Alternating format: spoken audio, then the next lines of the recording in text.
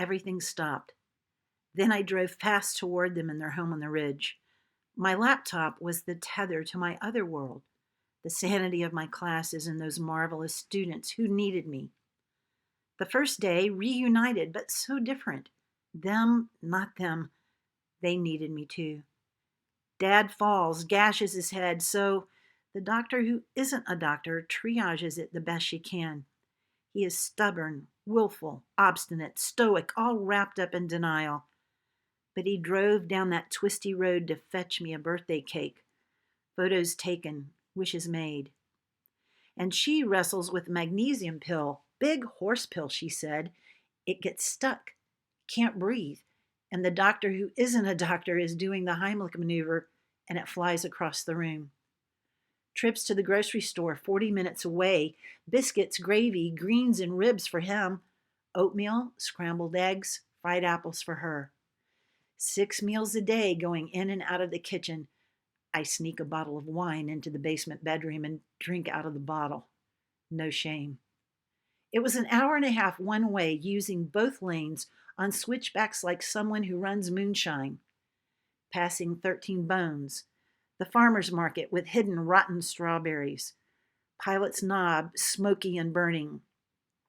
Burning like what they pumped into her veins. Like guided missiles, seek and destroy. She was chipper and hip with those hats, jaunty, unique, colorful, like her. I retreated to the one coffee shop for the only latte within miles and bought her magazines.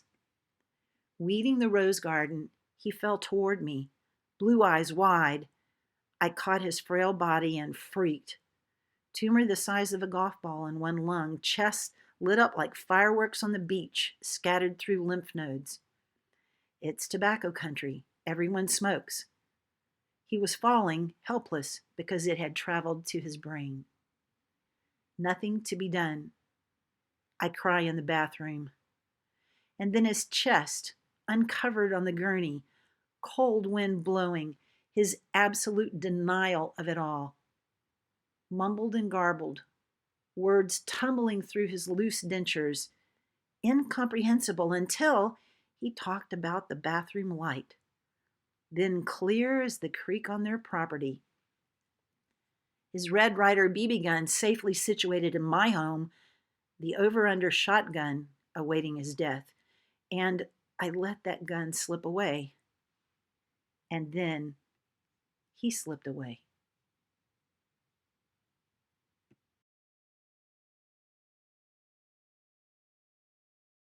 Chronic pain stays with me almost as bad as the ache in my heart. I'm on overload, sensitized, so bone sore from sleeping on that lumpy futon. I dream of eyes at the window, growling bears, hissing bobcats, and tidal waves. Always tidal waves.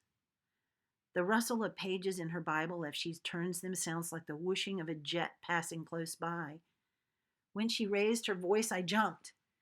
Big grinding elevator sound, and I squealed like a 6-year-old. She drops her shoe, and I yell, just a little, but a yell anyway. Trying to be where my feet are. Wear and tear on my soul those watercolor dreams that always end badly. Dad carefree, throwing his head back in laughter, then in my face as an enraged gowl, baring his teeth. Mom and Mick are receiving treatment, but I am untreatable. No one can see what hurts, so how could they know? I can't even find words for the hurt. Mom had a dream, things turning to ashes and blowing away. She thinks it's about his cancer. I think it's about my family. Where are the friends, the ones walking their own walks, the ones who care for me? I'm too bone weary to reach out. Someone please bring me a burger with fries. I remember a little blue satin pillow, intensely soft and welcome on my skin. I dream it into existence every time I try to sleep. Those sacred moments of solitude my introverted self pines for. I think he's weird. I think I'm weird. I think it's weird we completely ignore it on Christmas Day. I am craving ritual, familiar, routine, please, something routine. We try, but it's just not quite right. Santa has gone AWOL.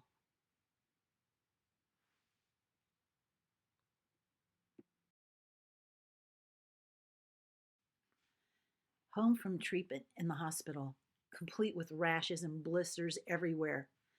The ones in his mouth were like sand spurs back in Florida. He couldn't sleep last night because of the pain. Full moon in Cancer, how fitting. A time of home, food, mothering, nurturing me and mine. I'll think of the things holding me back, like mean little gremlins tugging on my sleeves. I'll invite them to let go, release me, and let me reconsider what my passions are, since my little brother said he gave up on his for job and security. No travel trailer and golf clubs. No filmmaking or writing or scripts for plays in the back rooms of Chicago bars with his friends. No Diamondback Productions. I hate seeing him struggle. His futon mattress on the carpeted floor, green on burgundy. His groans getting up every morning. His body peeling in short sheets from the internal burn. Mom's cancer returned in her lungs, incurable, and she seems content and happy. Gonna live to be 100. She refuses help even after spending a scary night on the floor, after slipping out of bed, bypassing the rails. No Meta Alert bracelet, not for this feisty woman. No one coming in her house to help her, not for this independent woman.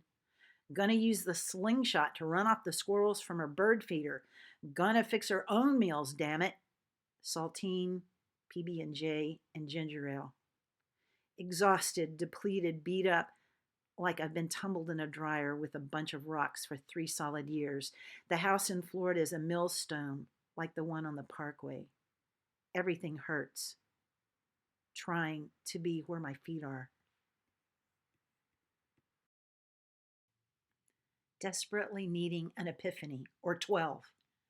Inspiration, motivation, infusion of energy. I am paralyzed. How can I sleep so much? The stubborn woman refuses to talk about the future, except for the box, the one in the back closet where her papers are. And that sketchy phone service up there in the hills. I don't know if she's laying on the floor or if service is out. No one to call and check on her. I feel entirely helpless. Me mourning losses I haven't even lost yet. The pileated woodpecker pounding that dead tree like he's trying to exorcise all the ghosts there. Maybe Dad's ghost, wondering where a shotgun is or sneaking a cigarette while Mom isn't looking. How did this happen? How could my entire family have that stuff that eats you from the inside out? Oh, wait, that's the treatment. Dreams dissolved, hopes hampered. I feel so out of sync here, always an outsider at my own job. I can't even talk to my colleagues. The words get all jumbled up and I feel stupid. What am I supposed to listen to? The breeze and the cedar trees out back? The fountain I installed to make me think I was near water? My heart that leads me off course? My gut that lies to me? On Monday, I listened on the phone with the hospice worker as she approached the house, and she could hear Mom screaming for help. I heard her too. Am I a bad person because I don't want to see her again? She's not my mom anymore. Will she be disappointed if I'm not with her when she makes that next transition that she says she's ready for? Already my image of her is altered. Colostomy bags, scars, weak legs, flaky skin, her green robe, and that quilt. A nursing home up there in the middle of nowhere, but they know her, right? They'll watch out for her, right? Bologna sandwiches on white bread, fruit cocktail, chicken soup from a can. This is what $5,000 a month gets you. And neglect. It gets you neglect. Finding her sitting in a chair, passed out from the pain. She wouldn't complain until it was so bad, so very excruciating. I hear her scream, completely lucid. She howls, "What have I done to deserve this?" I'm in runaway mode, but I can't. And then the pain ceases, disappears, thanks to the magical fluid in her veins. The face is hers, not hers. The screaming ceases. And the skinny mountain preacher says to me, "You've done your job, now let us do ours." And I leave you there. I feel like God has left the building, and then you're gone. And then he is gone. It was a struggle for him. He couldn't breathe, and it shouldn't have happened. I knew he was going, and I couldn't stay. He wouldn't have wanted me to anyway, private person all bound up in guilt. all long suffering and matter of fact. And I wound up in front of a painting I knew he chose intentionally. Ad Astra, to the stars, Mick. There's nothing that brings me joy. I'm barren, soul lost. I'm afraid of the present moment. I'm afraid of being alone. I'm afraid of growing old and not having that person that I'm wildly in love with. Right now, I feel completely abandoned. I'll go to work and people will ask how I am, and I'll say fine because that's what they want to hear. Anything else is uncomfortable, like a stone bruise on the bottom of your foot. It's raining redbud blossoms on the patio, and I build a fire outside, a circle of flames that makes me think of camping with my family. And I weep and make loud, rasping, crying sounds.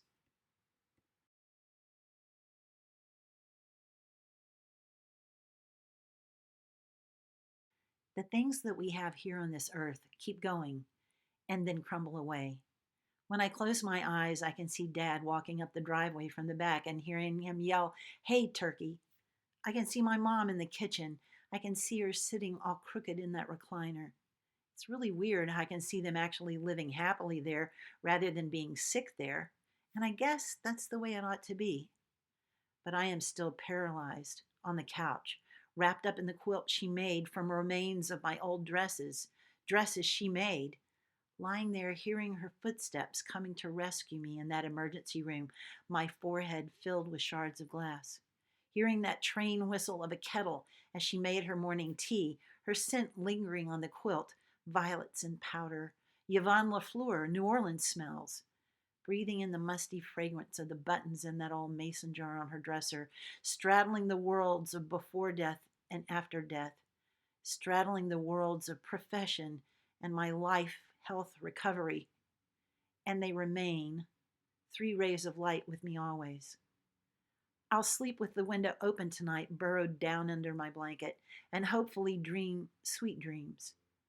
And my capacity for gratitude has begun to expand like an unbelievable orb of goodness that hovers over me, like Glinda, Good Witch of the North.